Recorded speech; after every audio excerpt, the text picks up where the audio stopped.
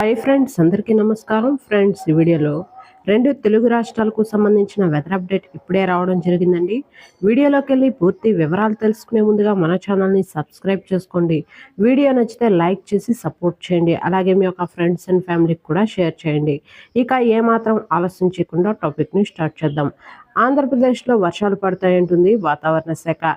ఇవాళ ఉత్తరాంధ్రలోని శ్రీకాకుళం, విజయనగరం, పార్వతీపురం, మన్యం, అల్లూరి సీతారామరాజు, విశాఖపట్నం, అనకాపల్లి, అటు కోస్తాలోని Kakinada, doctor BR Ambedkar Konaseema, ఉభయ గోదావరి, ఏలూరు, కృష్ణా జిల్లాల్లో అక్కడక్కడ పిడుగులతో కూడిన తేలికపాటి నుండి ఓ మోస్తారు వర్షాలు కురిసే అవకాశం ఉందని విపత్తుల నిర్వహణ సంస్థ ఎండి తెలిపారు. రాయలసీమలోని జిల్లాల్లో అక్కడక్కడ తేలికపాటి వర్షాలు పడే అవకాశం ఉందని చెబుతున్నారు.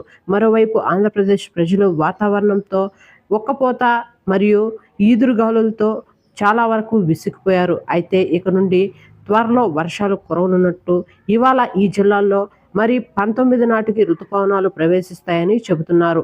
అటు తరువాత నేరుగా వర్షాలు కురుస్తూనే ఉంటాయని వాతావరణ శాఖ విపత్తుల నిర్వహణ సంస్థ తెలిపింది.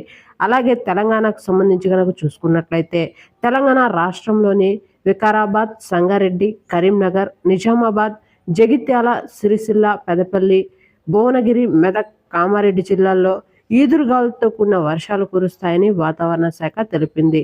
రైతులు, గొర్రెల కాపర్లు తగు జాగ్రత్తలు తీసుకోవాలని సూచించింది.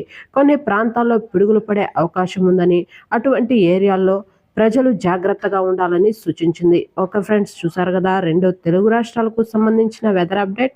వీడియో నచ్చితే లైక్ చేసి సపోర్ట్ చేయండి. అలాగే మీ యొక్క ఫ్రెండ్స్ అండ్ ఫ్యామిలీకి కూడా షేర్ చేయండి. ఇలాంటి మరిన్ని లేటెస్ట్ అప్డేట్స్ కోసం మన ఛానల్ని సబ్స్క్రైబ్ చేసుకొని ఫాలో అవుతుండండి. Thank you.